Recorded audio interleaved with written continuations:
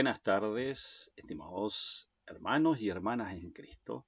Estamos en esta cuarta clase sobre la adoración, la adoración que es una perspectiva bíblica. Y el día de hoy vamos a analizar la adoración desde el punto de vista del Antiguo Testamento. Pero antes de todo, vamos a señalar, ¿cierto?, que la adoración es un acto o estilo de vida. Es una muy interesante pregunta que podemos contestar en esta introducción. ¿Qué sucedería si usted se entera de que Dios ha dejado de buscar adoradores porque no encontró ninguno? Tal vez su primera reacción sería, pero si aquí estoy.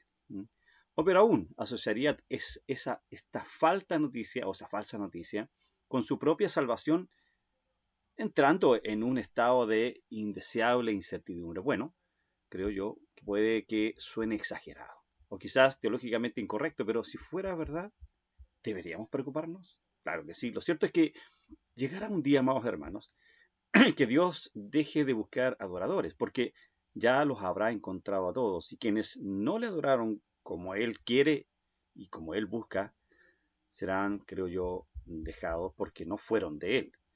Esto, por supuesto, que nos incumbe a todos. Entonces, ¿por qué Dios busca adoradores? ¿Acaso estamos a la merced de los caprichos de un ser superior que nos sujeta para que satisfagamos su ego? ¿Necesita Dios que lo adoremos porque de lo contrario dejará de existir?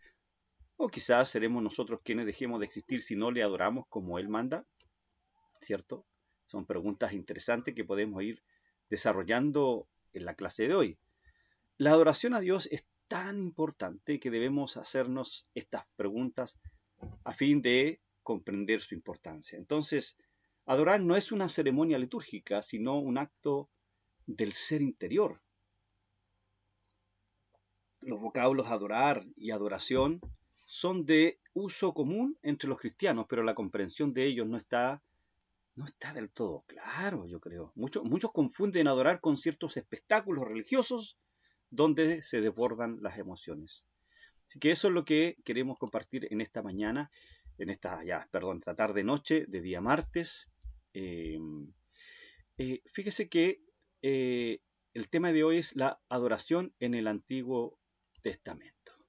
Es interesante lo que Dios quiere enseñarnos el día de hoy, pero hagamos un resumen de la clase anterior y nosotros dijimos que hay tres enemigos mortales de la adoración, que era el individualismo, el subjetivismo y la autocomplacencia. ¿Podemos adorar a Dios de cualquier manera que queramos o que nuestra adoración sea aceptada por Él?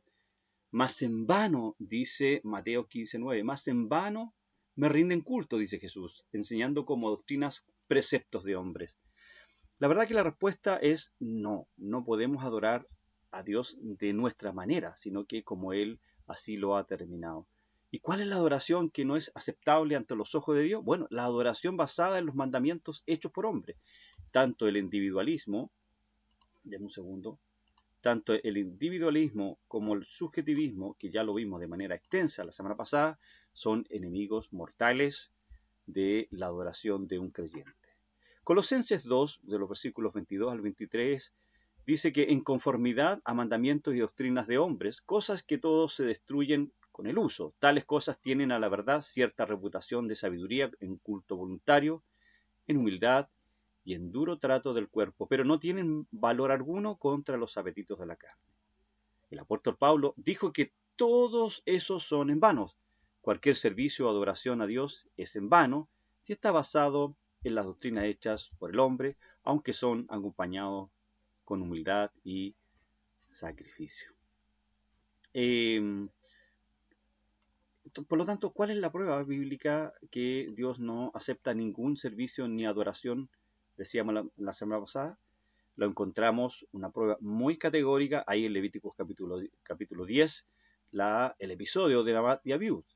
Ellos eran hijos de Aarón, tomaron sus respectivos incensarios, y después de ellos de generar este fuego y echar incienso sobre él, ofrecieron delante del altar un fuego extraño que Dios no les había ordenado. Y de la presencia del Señor salió fuego y los consumió, dice Levíticos capítulo 10, los primeros versículos. Y dice que fueron consumidos delante del Señor. Básicamente eso es lo que nosotros fuimos analizando. También desarrollamos la idea de lo que era adoración y decíamos que adoración es aquello a lo que le damos más valor en nuestras vidas. Y la adoración va mucho más allá de la música y tiene que ver más con aquellos que consideramos más valioso, tanto como para darle el primer lugar en nuestra vida. Jesse Brigett dice respecto a la adoración que es el acto específico de rendirle a Dios la gloria, majestad, honra y dignidad que son suyos, que le pertenece por supuesto a Dios. La verdadera adoración, amados hermanos, no se limita a lo que hacemos en la iglesia o a la alabanza abierta, aunque estas son cosas buenas, decíamos la semana pasada, y la Biblia nos enseña a hacerla. La verdadera adoración es el reconocimiento de Dios y todo su poder y gloria en todo lo que hacemos. La adoración, por lo tanto, es un estilo de vida. El salmista dice que del Señor es la tierra y su plenitud, Salmo 24. Hoy en día el mundo tal y como lo conocemos, amados hermanos, está enfrascado en su progreso y vanagloria. Entre ellos, ¿cierto? No de ellos, pero no de ellos, ¿cierto? Ahora, estamos nosotros como luminares resplandeciendo y esperando el día en que Jesús en forma definitiva establezca su reino. Mientras tanto, nos preguntamos un domingo por la mañana, ¿a dónde vas? Y respondemos, voy a la iglesia a adorar a Dios. Pero ese no debería ser la respuesta, porque nosotros vamos a la iglesia o al templo o a ese lugar de madera, de fierro, estructura, de lo que sea, a la estructura, a ese lugar donde nos juntamos como pueblo, nosotros no vamos a adorar a Dios, continuamos adorando a Dios en el culto público. Durante años, hermanos amados, la adoración a Dios se limitó a lugares como el caso de los samaritanos, por ejemplo, ahí en el monte Gerizim, ¿se acuerdan? Donde según ellos Abraham y Moisés ofrecieron holocausto a Dios.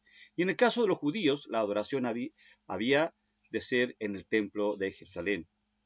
Hoy en día la adoración se lleva a cabo en las mal llamadas iglesias, es decir, nuestros lugares de reunión, en las casas cuando nos reunimos a orar o en algún lugar público cuando realizamos un evento de adoración o evangelístico.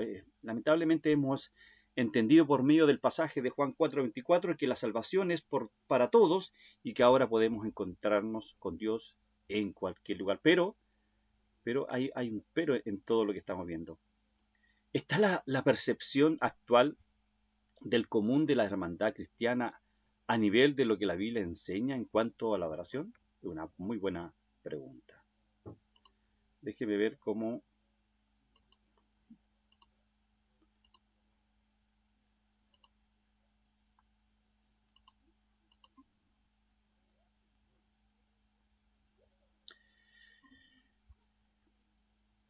Bien, buenas noches, amados hermanos. Estábamos viendo un resumen, ¿cierto?, de la clase anterior y decíamos que la adoración, ¿cierto?, es parte de lo que Dios es aquello a lo que le damos más valor en nuestras vidas. La adoración va mucho más allá de la música y tiene que ver más con aquello que consideramos más valioso tanto como para darle el primer lugar.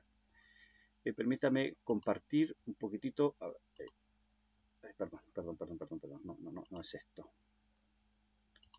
Ahí está, ahora sí. Entonces, continuamos. Luego,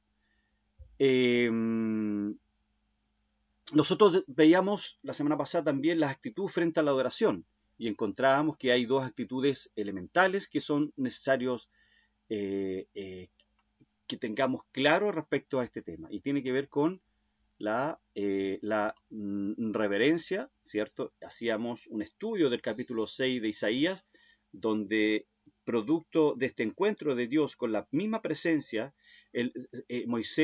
Isaías entendió la perspectiva de la santidad y que lleva a Isaías, ¿cierto?, a exclamar en el versículo 5 de ese capítulo 6 de Isaías: ay de mí que soy muerto. Y la palabra hebrea significa literalmente, decía más, soy deshecho, porque siendo hombre inmundo de labios y habitando en medio de pueblos que tienen labios inmundos, dice Isaías, ha visto mis ojos al Rey Jehová de los ejércitos. Así que es donde entra la misericordia y la compasión de Dios, ¿cierto? Perdonando los pecados de Isaías y ¿a quién enviaré? Dice Jehová, ¿y quién irá por nosotros? Isaías responde, después de haber sido perdonado, después de haber tenido este encuentro con la misma presencia, ¿cierto?, de Dios, heme aquí, envíame a mí, es el versículo 8. Así que la visión produjo asombro por la majestad de Dios, pero al mismo tiempo convicción de pecado. La reverencia frente a la santidad de Dios no tan solo debe estar en la vida de Isaías, sino que debe ser un reflejo de todos nosotros frente a esto. Entonces, decíamos la semana pasada que este acto de Isaías lo llevó a la confección, es decir, la convicción llevó a la confesión, la confección al perdón, y de ese modo el profeta fue equipado para adorar y servir a Dios como al merecer. Y también nosotros analizamos el gozo, ¿cierto? Y el gozo tiene que ver más con la adoración del cristiano. También debe estar llena de gran gozo porque tenemos un perfecto mediador entre nosotros y ese temible Dios, como dice Hebreos 12:24, a Jesús, el mediador del nuevo pacto, y a la sangre rociada que habla mejor que la de Abel. La verdad es que la verdadera adoración está llena de gozo, precisamente porque está consciente de cuán temible es aquel a quien adoramos y cuán grande es el privilegio que se nos ha dado al permitírsenos acercarnos a Él. El que cree que Dios es poca cosa no vendrá con tanto gozo a adorar a Dios. Pero cuando uno entiende, amados hermanos, a través del Calvario quién es Dios, esto nos debe llenar de reverencia y de gozo. Qué lindo es que se nos permite acercarnos a ese Dios como un hijo se acerca a su padre.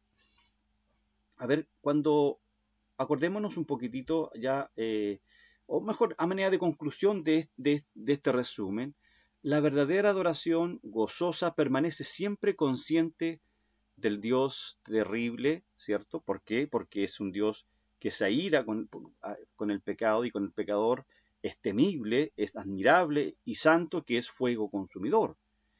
Por lo tanto, el verdadero gozo en la adoración solo es posible cuando usted y yo nos damos cuenta de cuán enorme e inconcebible provisión Dios nos ha dado para estar parados delante de Él. Por lo tanto, qué privilegio indescriptible tenemos de estar en la presencia de ese fuego consumidor ahora, sin sufrir daño alguno, porque Él tiene misericordia, sino acordémonos, ¿cierto?, de cómo, de aquellos dos eventos del Antiguo Testamento, está ahí con Abad y Abiú, ¿cierto?, que fueron consumidos por adorar a Dios. Ellos estaban adorando a Dios con incienso, hermanos, pero ofrecieron un fuego extraño. Hermanos, mucho más es con Dios cuando nos acercamos para adorarlo. Hay un gozo mezclado con respeto, con temor y reverencia por la grandeza, de nuestro gran Dios. Bien, yo creo que ya con esto hemos hecho un resumen de la semana pasada y ahora, cierto, permítanme hablar sobre la adoración en el Antiguo Testamento. La adoración en el Antiguo Testamento, yo les pedí que vieran un video, espero yo que lo hayan visto todos. ¿Quién más? ¿Nadie más? Ya, perfecto. Espero que lo hayan visto todos, amados hermanos. Espérenme un segundo. Déjenme buscar la materia. Acá está. Adoración en el Antiguo Testamento, que es el estudio de hoy día, 2 de julio del año 2024. Después que hicimos esta introducción, veamos qué era la adoración en el Antiguo Testamento. Ahí vemos dos fotografías. Primero vemos el tabernáculo y luego vemos el templo de Salomón, ¿cierto? Que son imágenes que son reveladoras a la hora de tratar este tema de la adoración en el Antiguo Testamento. Primero que todo, debemos decir, a manera de introducción, cómo expresó el pueblo de Israel la adoración a Dios. ¿Cómo la expresó? Es una pregunta que nosotros debemos hacernos. La segunda pregunta que surge, por lo tanto, de la primera, ¿cuál fue la forma de adoración que emplearon los judíos para exaltar y honrar a Dios? La verdad es que había dos maneras de enfrentar este tema de la adoración en el Antiguo Testamento. Una era tratando las palabras en el hebreo, pero eso ya es más teología. Lo que nosotros queremos ver, y creo que eso fue una buena decisión, de ver cómo era la forma de adorar que tenían los judíos en el Antiguo Testamento. Y eso nos va marcando a nosotros pauta, porque todo lo que prefiguraba el altar del tabernáculo y también del templo de Salomón prefiguraba la persona de Jesús. Y esa es la forma, amados hermanos y hermanas, que quisimos abordar, ¿cierto?, este estudio sobre la adoración en el Antiguo Testamento. Entonces, la adoración que se practicó en el Antiguo Testamento señala tres aspectos importantes. El primero de ellos es giró alrededor de un lugar, es decir, el templo. También es dirigida por una persona y también era de carácter individual y comunitario, demostrada por medio de diferentes ofrendas y sacrificios e instrumentos. Fíjese que respecto a este tema y en el estudio, ¿cierto?, de las palabras relacionadas a la adoración que brinda la Iglesia a Dios, concluimos que adoración encierra toda la vida del cristiano. Ahora, ¿era lo mismo en el Antiguo Testamento la adoración respecto a lo que es hoy día en el Nuevo Testamento? Y algo vimos nosotros en la clase pasada, pero permítame leerles Hebreos 8, que lo tengo aquí en pantalla, o Hebreos 8, los versículos 1 y 2, que nos va a dar un poquito de luz para entender este tema a manera de introducción. El autor de Hebreos dice, bien, el punto principal, Hebreos 8, 1 y 2, no, ¿dónde lo tengo? Bueno, después lo leemos, perdón. Lo que sí puedo decir es que el punto sí, bien. El punto principal de lo que venimos diciendo es que tenemos tal sumo sacerdote, el cual se sentó a la diestra del trono de la majestad en los cielos. Y el versículo 2 dice, ministro del santuario y de aquel verdadero tabernáculo que levantó el Señor y no el hombre. Entonces, ¿qué nos dice Hebreos 1 y 2? Que fue lo que leí, ahí yo me confundí, disculpen. Que este tabernáculo, si bien es cierto, lo levantó el hombre, por instrucción dada por Dios a Moisés, pero prefigura la vida y el ministerio de Jesús, la forma en que Jesús establece, cierto, su reino, estando aquí en la tierra, prefigura el tabernáculo. Ahora, en esta forma particular que veremos, que en parte hemos ya visto, a saber, el tabernáculo y los templos, debemos decir que ambos Dios determinó, en ambos, ¿cierto? Dios determinó como un lugar de reunión para morar con su pueblo. Sería el lugar donde Dios y el hombre debían encontrarse. Y Éxodo, ese sí lo tengo aquí en pantalla, Éxodo 29, de los versículos 42 al 46, se los quiero leer para que podamos extender un poquitito. Recuerde que esto es solamente introducción. Dice, esto será el holocausto continuo por vuestras generaciones, a la puerta del tabernáculo de reunión delante de Jehová, en el cual me reuniré con vosotros. ¿Se da cuenta? Giró la adoración que se practicó en el Antiguo Testamento, señala tres aspectos. Primero, gira alrededor al templo, gira alrededor de un lugar que era el templo, en este caso el tabernáculo y después el templo de Salomón. Entonces, allí me reuniré con los hijos de Israel y el lugar será santificado con mi gloria, dice.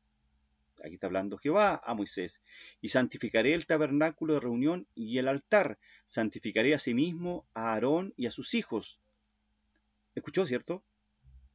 Y a sus hijos, Abad y Abiú, y fueron consumidos por un fuego extraño. ¿Se da cuenta la severidad, la reverencia que nosotros debemos tener a la hora de adorar? Ellos estaban adorando a Dios, pero ofrecieron lamentablemente fuego extraño. Eso nos tiene que llamar la atención. ¿Por qué no hemos sido consumidos nosotros por ese fuego consumidor? Simplemente, amados hermanos, por misericordia de Dios. Sigo leyendo el versículo 46. Y conocerán que yo soy Jehová, su Dios, que los saqué de la tierra de Egipto para habitar en medio de ellos, yo Jehová, su Dios. Bien, no solo era el lugar de expiación de pecados, realizado en el atrio, sino también el de la reconciliación. Por eso que era bueno que ustedes vieran el video. Espero que lo hayan visto.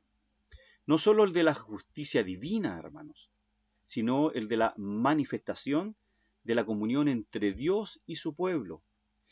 Esta reconciliación fue posible gracias a que la sangre cubría el pecado.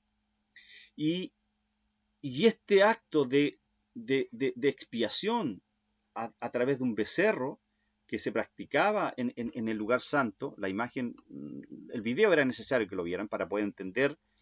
Esta reconciliación fue posible gracias a la sangre que cubría el pecado de los más de 6 millones de israelitas. Alrededor de este tabernáculo, de este lugar, de este tabernáculo, estaban las 12 tribus de Israel. Ahora, Colosenses 2:17 nos dice que todo lo cual es sombra de lo que ha de venir, pero el cuerpo es de Cristo.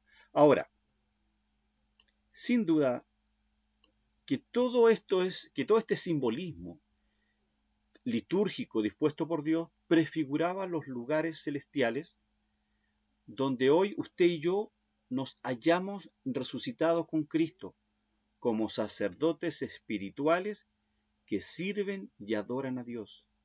Efesios 1:3 dice: bendito sea el Dios y Padre de nuestro Señor Jesucristo, que nos bendijo con toda bendición espiritual en lugares celestiales en Cristo, en Cristo. El lugar santísimo o el tabernáculo prefiguraba los lugares celestiales porque era la reunión que Dios tenía con su pueblo ahí. Ahí habitaba la Shekinah, la gloria de Dios. Pero ahora en el Nuevo Testamento, Efesios 1:3 nos dice: bendito sea el Dios y Padre de nuestro Señor Jesucristo, que nos bendijo con toda bendición espiritual en los lugares celestiales en Cristo Jesús. Por lo tanto, ahora que estamos, usted y yo que estamos en Cristo Jesús, ¿cierto? Tenemos esta relación con Dios. Y el capítulo 2, versículo 6 de Efesios dice: y juntamente con Él nos resucitó y asimismo nos hizo sentar en los lugares celestiales con Cristo Jesús. Se da cuenta que el tabernáculo prefiguraba el ministerio de Jesús. Cada mueble del lugar santo habla de Cristo y su obra. La mesa tenía un lugar especial. Esta mesa está tipificada a Cristo. Fue hecha de madera y nos habla de su humanidad. La madera con la que fue hecho la mesa donde se ponía el pan prefiguraba la humanidad de Cristo. Y esta mesa fue cubierta con oro y esto prefiguraba la divinidad de Cristo. El pan de la mesa habla de la obra de Cristo. Yo estuve estudiando hoy día en la tarde unos apuntes que encontré muy buenísimos, que es Cristo en el santuario del tabernáculo. Y me gocé, y de aquí extraje alguna idea que estoy compartiendo con ustedes. Me gocé de manera maravillosa de lo que Dios, como el tabernáculo, ¿cierto? Aquí están los apuntes, si quieren se los puedo mandar. Cómo cada elemento del tabernáculo y del templo de Salomón prefiguraba a Cristo. Ese fue el problema del pueblo de Israel. Luego el segundo templo, ¿cierto? Fue erigido por Herodes. Lamentablemente el pueblo de Israel no supo entender que el templo prefiguraba al Mesías. Estando Jesús mismo, el Mesías, con ellos, no supieron abrazar a Cristo, entendieron que era el pan, que era la mesa, y que era y que también era esta cubierta de oro de la mesa, entendiendo que era la divinidad de Jesús. Se dan cuenta que el lugar santísimo ya revela la preeminencia de Cristo. Y podemos leer Colosenses 1, 16, 18, pero continuemos entonces. ¿Ya? Veamos lo primero de ello, que era que la adoración en el Antiguo Testamento giraba alrededor de un lugar, que era el templo, ¿cierto? Bueno, hay dos dimensiones. Antes de la construcción del primer templo de Salomón, es decir, estaba el tabernáculo, ¿ya? Y esto es lo que quiero que veamos ahora. La adoración, ¿cierto? Es el acto por el cual rinde a Dios gloria, usted y yo, ¿cierto? Rendimos majestad, honra y pleitesía durante todo el culto, público. También de manera individual cuando salimos, ¿cierto?, del culto público.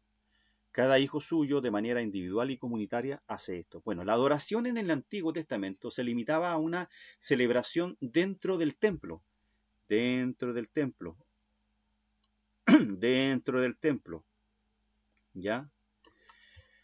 6 veces al año era obligado todo el pueblo a visitar el templo para rendir adoración. 6 veces al año tenían que ir adentro del templo o alrededor del templo para rendir adoración a Dios. Sígame con esto. Debemos entonces reconocer que la revelación progresiva, ¿cierto? Es decir, la historia, Dios fue revelando, ¿cierto? Esa es una revelación progresiva.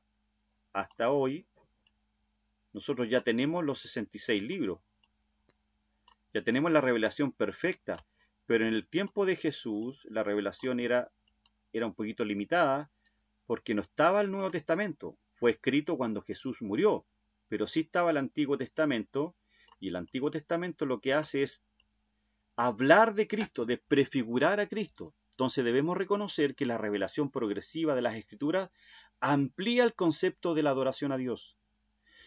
Lo lamentable en nuestro tiempo es que la adoración ha sido condicionada por elementos que evitan la originalidad y la sinceridad de los adoradores. Algunos de estos elementos son la historia, la tradición y la herencia cercana. Así que hermanos y hermanas, veamos esa revelación progresiva de la adoración que va experimentando cambios en la historia, sin apartarse de la revelación misma dada por Dios. Es decir, la adoración debe regirse por la palabra de Dios y por el Espíritu Santo. Me pasé, espérense un segundo. Entonces, la oración a Dios es mucho más que un acto, mucho más que una canción o que un momento determinado. La adoración a Dios es el propósito por el cual fuimos creados. Y esto se revela desde Adán en adelante. Estamos viendo el primer punto, que es que la adoración gira alrededor de un lugar, y el templo, ¿cierto? Bueno, antes de la construcción del primer templo, desde Adán hasta Jacob, también hubo adoración. Antes del primer templo, obviamente estuvo el tabernáculo, pero leamos lo que nos dice Génesis 4, 3 al 5. Dice, y aconteció andando el tiempo que Caín trajo del fruto de la tierra una ofrenda. ¿Qué trajo? Una ofrenda a Jehová. Y Abel trajo también de los primogénitos de sus ovejas, de lo más gordo de ella. Recuerde que estamos viendo la adoración desde Adán hasta Jacob. Y miró Jehová con agrado a Abel y su ofrenda, pero no miró con agrado a Caín y la ofrenda suya, y se ensañó Caín en gran manera y decayó su semblante. Qué increíble, ¿cierto? Qué increíble esto. La adoración se expresó por medio de sacrificios en calidad de ofrendas para perdón de pecados y agradecimiento por los favores hechos por Dios. Ahora, desde Adán hasta Abraham, los hijos de Dios construían altares en los cuales sacrificaban animales delante de él, se postraban delante de Dios y le agradecían y rogaban por ayuda.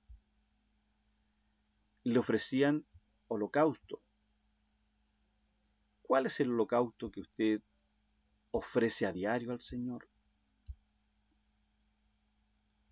es su adoración genuina, es su adoración como la que ofreció Abel, la del corazón. Caín y Abel, Génesis capítulo 4. Noé luego agradece a Dios en Génesis 8, 20 a 21 y dijo, y edificó Noé un altar a Jehová y tomó de todo animal limpio y de toda ave limpia y ofreció, ¿qué ofreció? Holocausto en el altar. Y percibió Jehová olor grato. Y dijo a Jehová en su corazón, no volveré más a maldecir la tierra por causa del hombre, porque el intento del corazón del hombre es malo desde su juventud, ni volveré más a destruir todo ser viviente, como he hecho. ¿Cuál es la primera lección que nosotros aprendemos en esta primera parte, que es la adoración antes de la construcción del primer templo de Salomón? Bueno, que la adoración a Dios debe ser de calidad, con excelencia, debe entregarse todo. Abraham, cuando adoró, tomó en cuenta el respeto, es decir, alguien quiere entrar, esperen un segundo.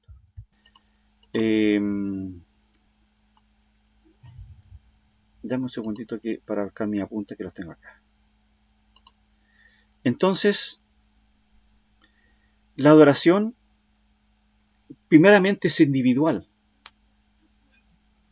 Así que, y posteriormente es colectiva. La primera adoración siempre es individual, ¿ok? Pero estamos analizando la adoración antes de la construcción del primer templo. Luego, de Jacob hasta Moisés. Génesis 28, de los versículos 10 al 22. No lo voy a leer, pero sí quiero explicar todo esto cuando Jacob pelea con el ángel, ¿cierto? Ahora, ¿qué elementos nuevos se insertan en el concepto de la adoración a Dios? Aparte de los altares comunes para los descendientes de Abraham, recuerde que era un altar común, el que ofreció, ¿cierto? Adán y luego Noé y Adán y Abel, ofrecieron ofrenda, pero en un altar, como lo dije acá, en un altar. Me pasé. Espera un segundo. Aquí está. ¿Por qué se pasa esto? Disculpa, Francisca.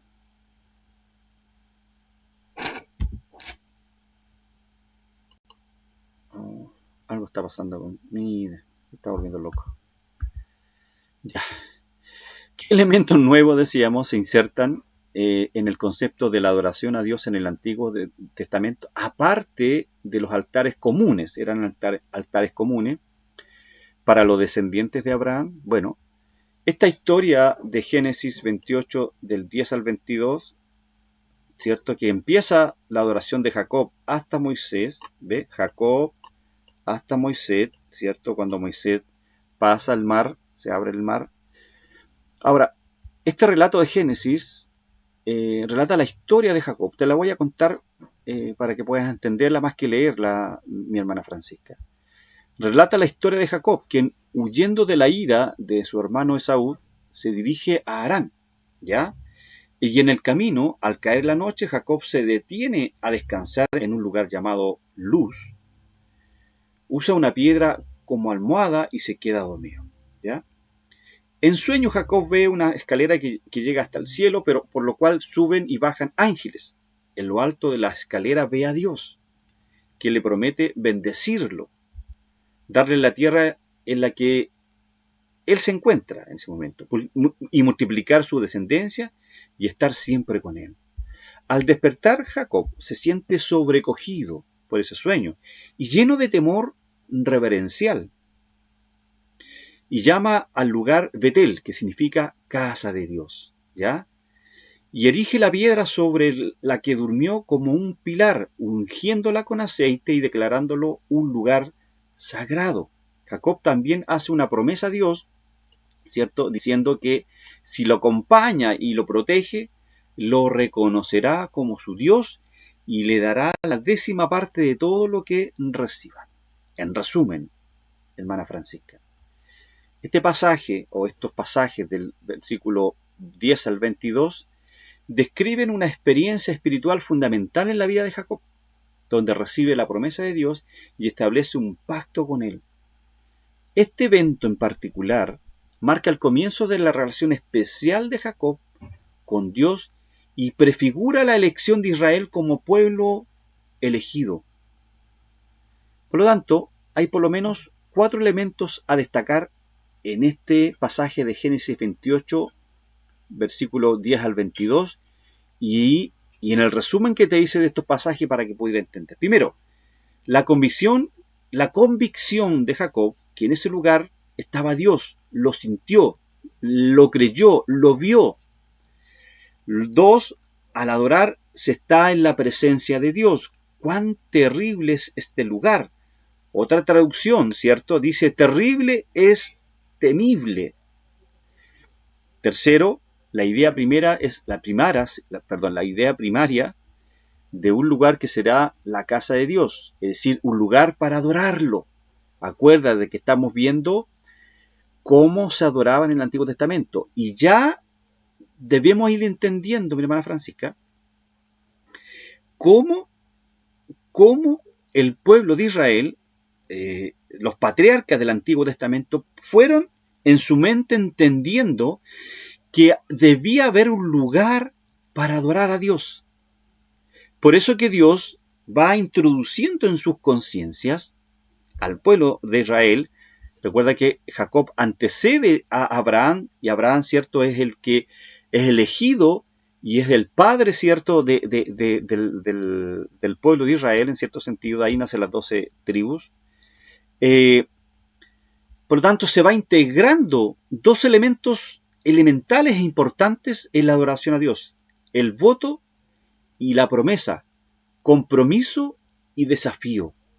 Porque Jacob, recuerda que hizo un altar. Además, Noé hizo un altar, Abel hizo un altar. Y Jacob, en esta historia, se comprometió a hacer en ese lugar una casa para que Dios fuese adorado y proclamado. Prometió traer a ese lugar inclusive los diezmos, ¿ya?, de lo que Dios le diera. Luego vemos la historia de José más adelante. Bueno, básicamente quédate con esta idea antes de la construcción o antes del tabernáculo, ¿ya?, en el fondo, antes de la construcción del primer templo también. Quédate con esta idea de que los patriarcas lo que buscaron es siempre adorar a Dios en un lugar específico, donde moraba, ¿cierto?, la presencia de Dios. Primero en el tabernáculo y luego en el templo de Salomón. Luego tenemos la historia de Moisés y el tabernáculo o santuario móvil. Hay 2 pasajes que te quiero leer. Éxodo 25, de los versos 8 al 9. Te lo leo. Y harán un santuario para mí, y habitaré en medio de ellos, conforme a todo lo que yo te muestre.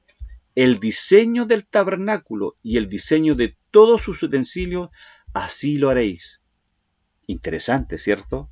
Luego, el capítulo 27 del mismo libro de Éxodo, el versículo 21 dice: en el tabernáculo de reunión, afuera del velo que está delante del testimonio, las pondrás en orden, Aarón y sus hijos, para que ardan delante de Jehová desde la tarde hasta la mañana, como estatuto perpetuo de los hijos de Israel por sus generaciones. Mira lo que dice acá. Y sus hijos, ¿a qué hijos se refiere? Abad y Abiú. ¿Y qué pasó con ellos ahí en Levítico? Fueron consumidos, lo vimos en la clase pasada, ¿te acuerdas? La ira de Dios cayó sobre ellos. ¡Wow! Es fuerte, ¿cierto? Porque en el Antiguo Testamento así era. ¿Qué lección, o la tercera lección que aprendemos, es que el único lugar donde se encontraba la presencia de Dios era el santuario, es decir, el tabernáculo, y el acercarse demandaba santidad. Porque si no había santidad o se ofrecía fuego extraño, eran consumidos. ¿Te acuerdas también cuando Usa Luego encuentran, ¿cierto?, el arca del pacto. En Números estaba establecido cómo debía transportarse el arca del pacto, Francisca, y Usa lo que hace, trata de evitar que se caiga el arca en la carreta que iba tirada por bueyes, pero las instrucciones eran que no se debía tocar nada sagrado, porque el único que podía hacerlo era el sumo sacerdote, Aarón, y los que vinieran después. Pero Usa, en un acto quizás natural, si yo veo que se va a caer algo sagrado, lo trato de afirmar, ¿cierto? Pero ¿qué pasó? Dios lo consumió porque estaba prohibido tocar lo sagrado. Bueno, Moisés y el tabernáculo o santuario móvil, ¿qué podemos decir de estos dos pasajes? Permíteme darte un resumen y con esto ya vamos terminando. Fíjate que es en el desierto, después de ser liberado todo el pueblo, formado por más de 2 millones de personas, Dios ordena a Moisés construir un tabernáculo para ser la casa de morada y residencia de Dios. Ya lo leímos. Acá, harás un santuario para mí. ¿Qué pasó? Bueno, ¿se terminó? ¿O no?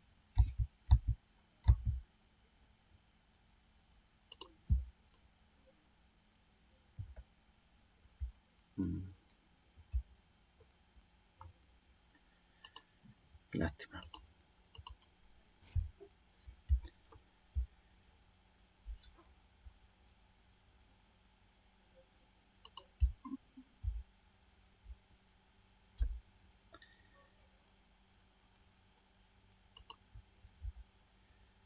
Volvimos de nuevo a Francisca. Sí, algo haya pasado ahí con...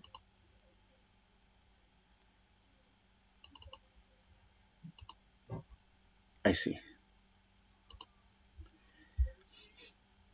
Ya estamos en eso. ¿Estás ahí, cierto? Sí. Bueno, quedan 10 minutitos y terminamos ya para ir a descansar. Entonces, Francisca, si estamos todos ya. Entonces, Francisca, lo que prefiguraba, ¿cierto? Perdón, Moisés y el tabernáculo estábamos viendo, ¿cierto?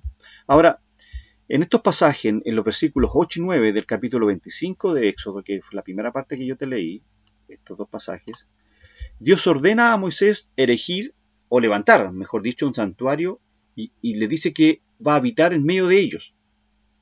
Ese santuario se llamaba tabernáculo, diseñado por Dios mismo, y en Éxodo capítulo 40, más adelante, está la fecha cuando se levantó el tabernáculo de reunión.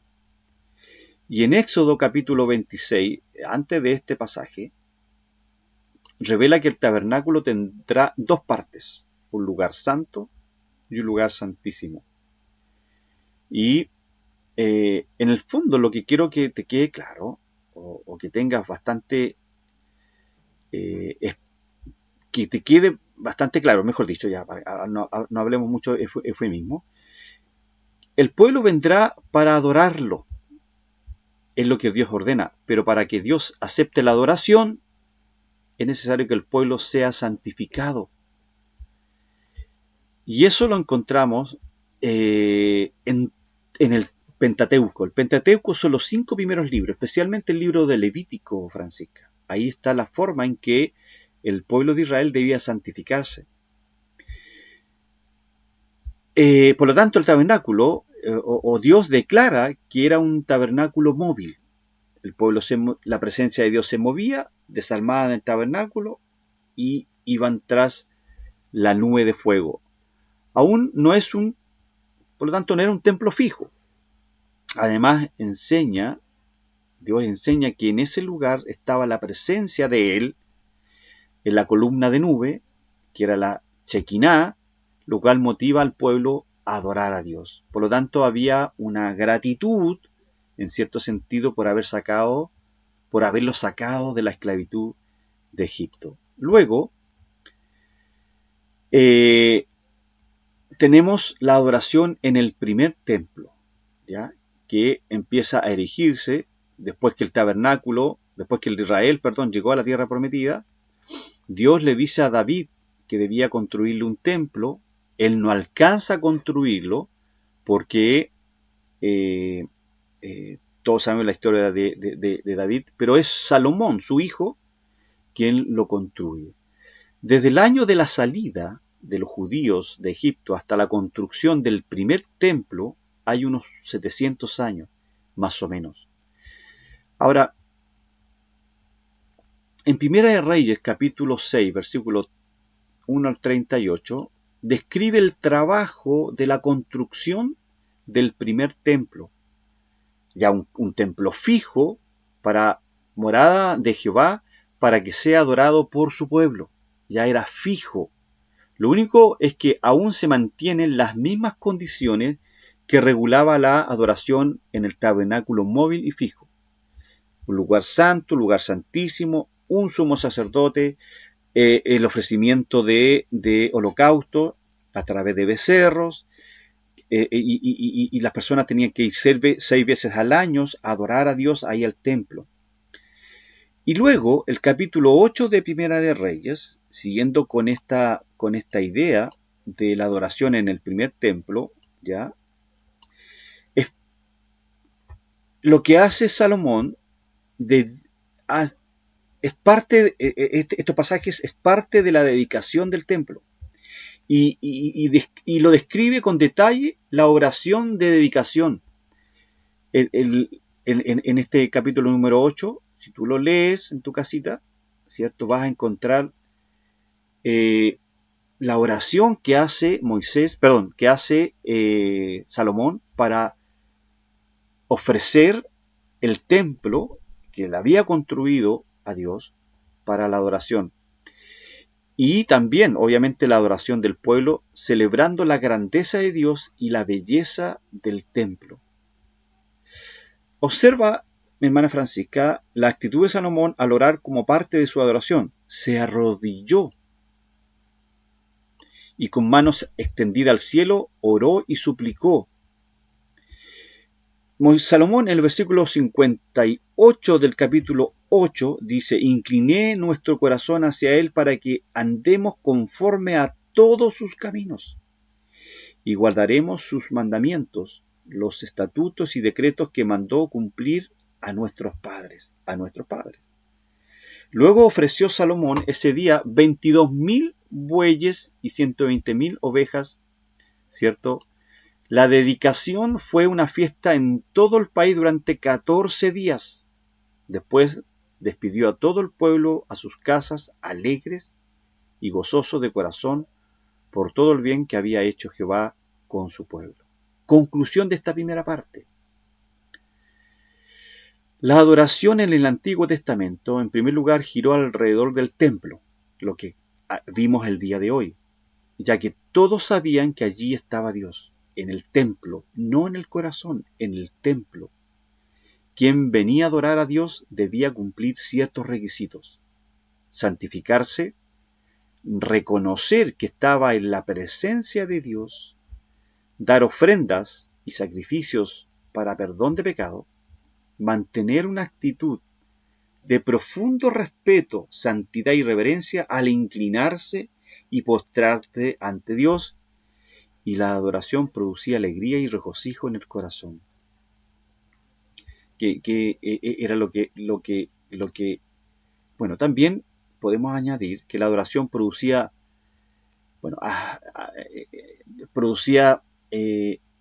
que el pueblo, ¿cierto?, se complacía de los favores de Dios. Ojo, hasta este punto, ¿cierto?, hasta esta parte de la historia, la Biblia no nos habla mucho de formas de adoración. Solamente señala que el pueblo adoraba a Dios. Solo David, ¿cierto?, en uno de los salmos, intenta adorar a Dios con gozo y con panderos, pero eso estaba prohibido. La Biblia, hasta esta parte ya de Primera de Reyes, y más adelante también, no habla la Biblia mucho de formas de adoración. Luego en el Nuevo Testamento, cuando lleguemos a la adoración del Nuevo Testamento, Francisca, sí, el Nuevo Testamento nos entrega algunos requisitos de adoración y dice que se debe hacer todo con decencia, es decir, decentemente y en orden, que son los dos requisitos de la adoración en el Nuevo Testamento. Y con respeto a aquellos hermanos pentecostales que hacen a veces de los cultos, lo que menos hay es orden, ¿cierto? Pero bueno, eso es otra historia que vamos a analizar más adelante. ¿Qué lección aprendemos? Que el único lugar donde se encontraba la presencia de Dios era el santuario, el tabernáculo, y al acercarse demandaba santidad. Y número 2, la segunda forma de adorar a Dios era a través de una persona, que era el sumo sacerdote. 5 minutos y terminamos. En Éxodo 29, es decir, dentro de este templo, ¿ya? De estos dos templos, Francisca, déjame buscártelo, dentro de este templo, que era el tabernáculo, que era antes de Salomón, Moisés en el desierto, y acá en el templo erigido o construido por Salomón, entre esto y esto pasaron 700 años, ¿ya? Algo súper relevante, 7 siglos.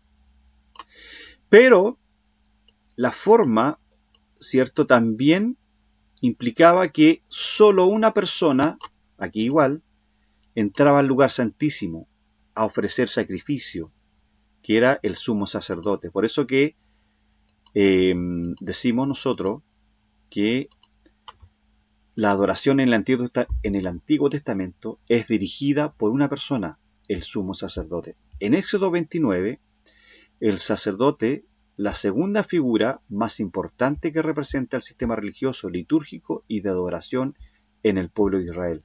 También podemos leer números 1 y número 4, que lo vimos delante. Era la forma en que se adoraba. Hablaba, cierto, que los elementos todos eran sagrados. Ahora, después del templo, es el sacerdote la segunda figura más importante que representa el sistema religioso, litúrgico y de adoración en el pueblo de Israel, es decir, en el Antiguo Testamento. Y en este periodo donde funcionaba el tabernáculo, el ministerio del sacerdote ya estaba definido por la ley revelada por Dios a Moisés. Aarón, hagamos cuenta que este es Aarón, que fue el primer sacerdote de Éxodo 29, ¿ya? Él se encarga de todo el sistema de sacrificio del pueblo de Israel. Representa al pueblo y su pecado delante de Dios una vez al año en el lugar santísimo y traer la voluntad de Dios delante del pueblo. Dos cosas hacía el sumo sacerdote. Se presentaba en el lugar santísimo para expiar los pecados, pedir a Dios, a Jehová, por el perdón de los pecados, en el mes de octubre, todos los años, entre septiembre y octubre, que era el día de Yom Kippur. En el día de Yom Kippur se celebraba, ¿cierto? El día de Yom Kippur, que era el día de la expiación, el día del perdón. Y lo hacía el sumo sacerdote. Él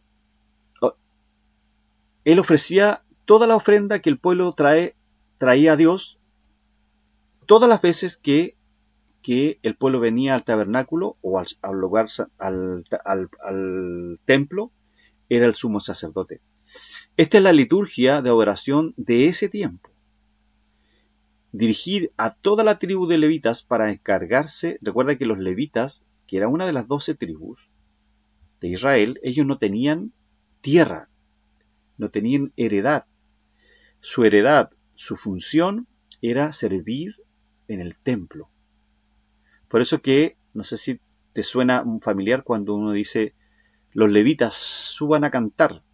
Se entiende que los músicos son levitas, ¿ya? Para que puedas tú relacionar este lenguaje, que a mí en lo particular no me gusta, este lenguaje de los levitas suban a cantar, entendiendo que los levitas son los que ministran junto con el sacerdote y el sumo sacerdote en el templo, ¿ya? Recuerda que nosotros somos templo de Dios. Entonces, junto con la tribu de Leví, se encargaban de todo lo que tiene que ver con mantener la vida espiritual de Israel y el cuidado del tabernáculo. Entonces, se establece que desde Aarón hasta el tiempo de Salomón, la adoración a Dios giraba alrededor del templo y del sacerdote, o sumo sacerdote. La vida espiritual del pueblo de Israel dependía en gran manera de la guía que diese el sacerdote. El sacerdote es el que invita, enseña, exhorta y promueve la verdadera adoración hacia Dios. Es por ello que mientras había templo y sacerdote, los judíos mantenían la actitud de adoración y el recuerdo de visitar la casa de Dios con fidelidad, y su vida espiritual se mantenía fuerte.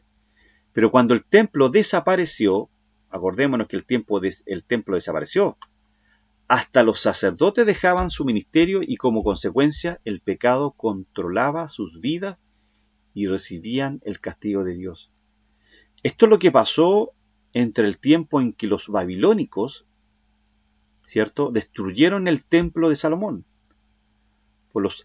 Cerca en el 600 a.C., el imperio babilónico destruye el templo hecho por Salomón.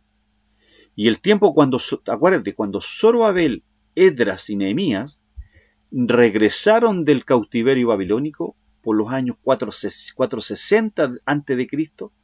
para reconstruir el templo de Israel, que era el templo de Salomón que había caído en ruina. Y en ese tiempo, mi hermana Francisca, la adoración y la vida espiritual del pueblo decayeron por la falta del sistema de sacrificios que se centraba, acuérdate, en el templo y en el sacerdote. Para finalizar, la adoración del pueblo de Israel era continua mientras tenía un sacerdote que les dirigiera, les motivaba y les enseñaba, y un templo donde el sacerdote ministraba a Dios y al pueblo. Mientras el pueblo se mantenía adorando a Dios, eran fuertes espiritualmente. Pero cuando no lo hacían, después que fueron cautivados, ¿cierto?, fueron hechos presos por los babilónicos, fracasaban. Entonces, ¿qué aprendemos? Que un corazón sincero que se mantiene adorando a Dios está fuerte espiritualmente y puede vencer las tentaciones. Esa es la gran lección que debemos sacar nosotros de esta primera parte de cómo se adoraba en el Antiguo Testamento. Dejar de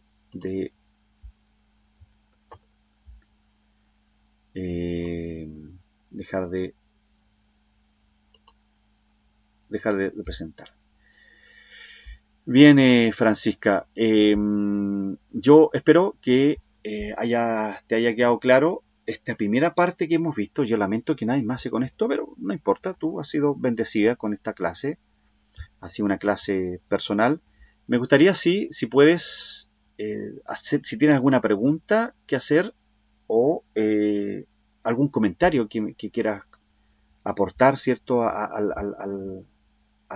la clase. Francisca, ¿está por ahí?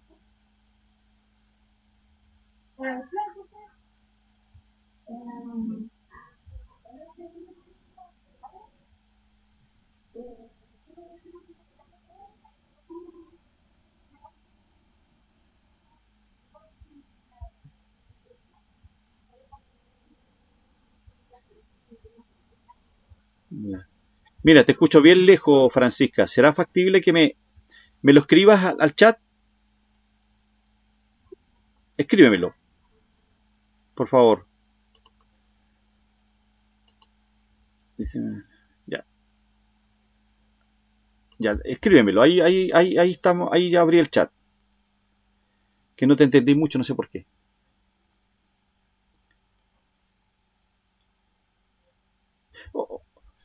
O, o me escribes, ¿cierto?, al grupo de WhatsApp. ¿Tú estás adentro del grupo de WhatsApp?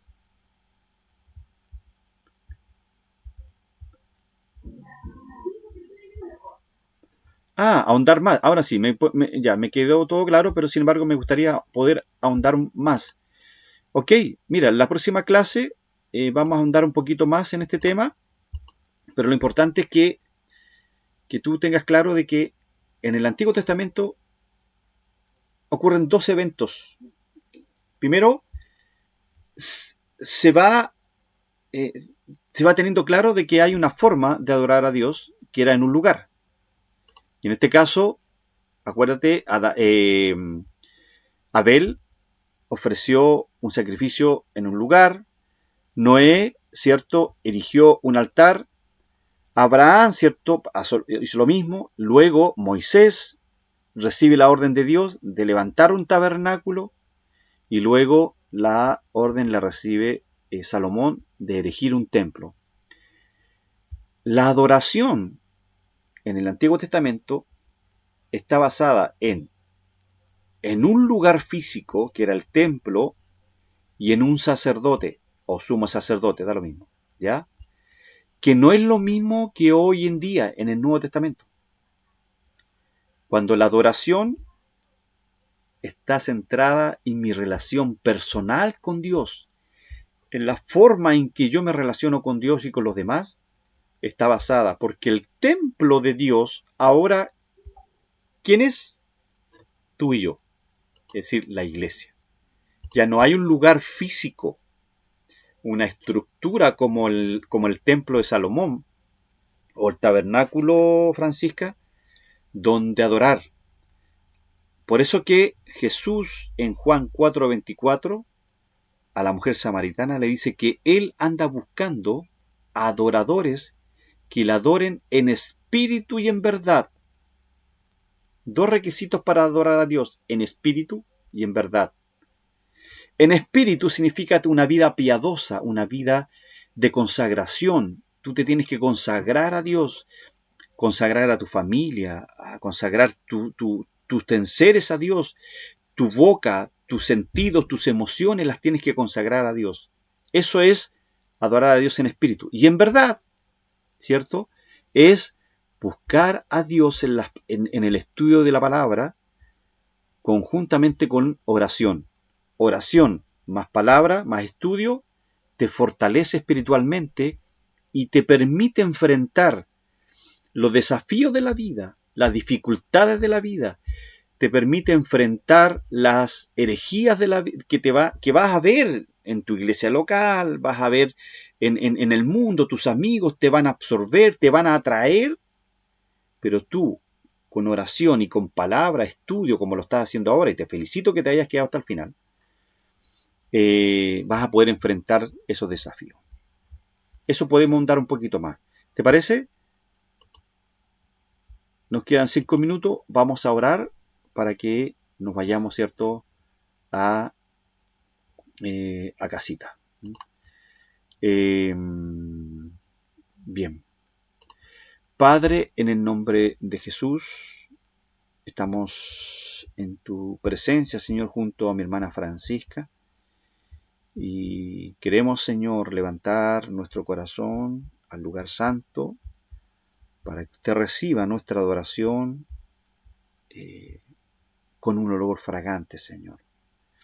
Oro por la vida de nuestra hermana Francisca, quien ha estado con nosotros el día de hoy. Y anhelo en Cristo Jesús, Señor, que su vida sea bendecida. Muchas gracias te damos por este tiempo en donde hemos podido compartir. En el nombre de Jesús. Amén. Bien, mi hermana Francisca, Dios le bendiga. Gracia y paz para su vida y nos vemos, si Dios quiere, en otro momento. ¿Vale? Chao, chao, cuídese. Chao, chao. Dios le bendiga.